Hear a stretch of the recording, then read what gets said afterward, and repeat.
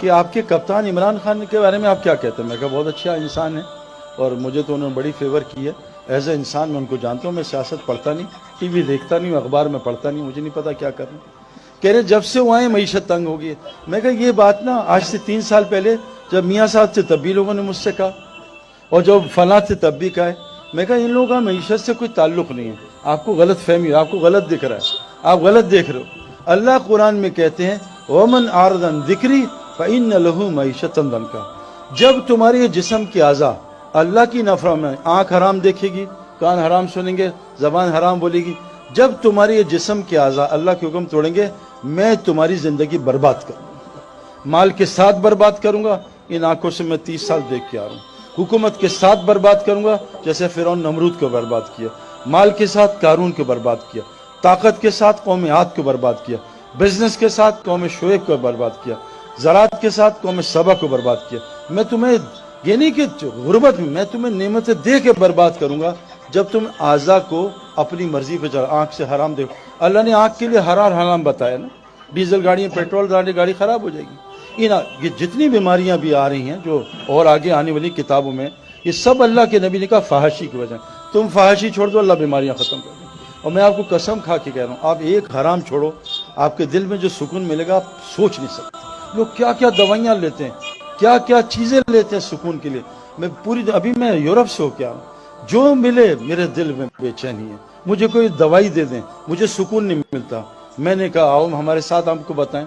تو میرے بہنوں بھائیوں ایک گزارش اللہ کہتے ہیں جو اللہ کو رب بنا لے اور اس پہ ڈٹا رہے، جب یہ مرے گا نا تو اس کو لینے فرشتے آئیں گے، اور حدیث میں آتا ہے 500 فرشتے آئیں گے، خوشخبریاں سنائیں گے۔ یہ ڈرے گا آگے سے اور غم کھائے گا پیچھے کا، وہ کہیں گے اللہ تخافوا ولا تحزنوا، مت ڈر جو آگے آنے والا ہے، مت غم کر جو پیچھے چھوڑ کے جا رہا ہے، آ تجھے وہ جنت دکھاتے ہیں جس کا نبیوں نے وعدہ کیا تھا۔ پھر وہ پتہ کیا کہیں گے، نحن اولیاءکم فی الحیاۃ الدنیا فی الآخرہ، ہم تیرے ساتھ دنیا میں بھی ہوتے تھے، تیری مدد کرتے تھے، اب ہمیشہ ہم تیرے ساتھ رہیں گے۔ جو اللہ کو رب بنا لیتا ہے دنیا بھی ان کی فرشتے مدد کرتے ہیں، سارا قرآن اس سے بھرا ہوا ہے۔ تو اللہ کو رب بنانا، اپنی زندگی کو ٹھیک کرنا۔ میرے دوستو یہ ساری کائنات اللہ نے انسان کے لیے بنائی ہے۔ میری ایک گزارش آپ سے، ایک سوال ہے کبھی سوچنا، مجھے 37 کی ایج میں کسی نے مجھ سے پوچھا تھا، ایک آدمی نے، اور وہ نیا ریورٹ مسلم تھا، اس نے کہا تم نے کیا پڑھا ہے؟ میں نے کہا کمپیوٹر سائنسز پڑھی ہے۔ تو تم کیا کرتے؟ میں کرکٹر ہوں۔ وہ کہا کرکٹ سیکھی تھی؟ میں کہا سیکھا۔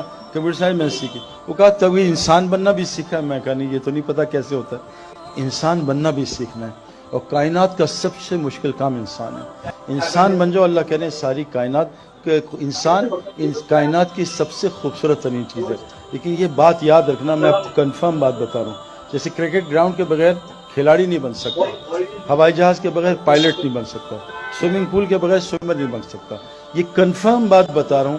اللہ قرآن میں کہتے ہیں زمین میں جو پہلا گھر میں نے بنایا، ان اول بیت وضع للناس للذی ببکہ مبارکا ھدی للعالمین، وہ مسجد حرام مکہ رکھا تاکہ لوگوں کو برکتیں مل جائیں، ہدایت مل جائے۔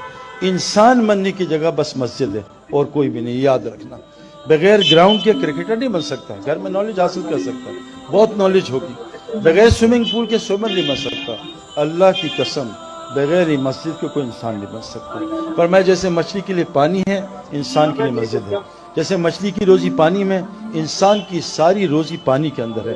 اور روزی میرے دوستو سکون، چین، اطمینان، اچھی بیوی، نیک اولاد، صحت، یہ بے خوف زندگی۔ اللہ فرماتے ہیں روزی کا ہے اور فی السماء رزقکم وما توعدون، وہ آسمانوں میں، تم نیچے سائے میں خوار نہ ہونا۔ آج ہم ٹوٹیوں، پانی ٹینکی میں ہے، ہم ٹیپس میں خوار ہو رہے ہیں۔ روزی کا ہے اللہ کے پاس آسمانوں میں۔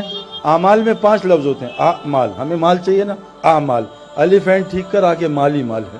اللہ نے اعمال کے اندر مال بھی رکھا ہے۔ اپنے اعمال ٹھیک کر لو، اللہ کو رب بنا لو۔ 3 کا ہے کام تم کرو، مساجد کو 24 گھنٹے آباد کرو، سب کو نمازی بناؤ، سب کو زکوٰۃ لینے والا بناؤ، اللہ اپنے علاوہ سارے ڈر تمہارے اندر سے نکال دے گا۔ تو اس لیے ایک پیغام دینا تھا، اللہ نے ہمیں دنیا میں تھوڑی دیر کے لیے بھیجا ہے۔ حضرت محمد صلی اللہ علیہ وسلم آخری نبی ہیں، اب کوئی نبی نہیں آئے گا۔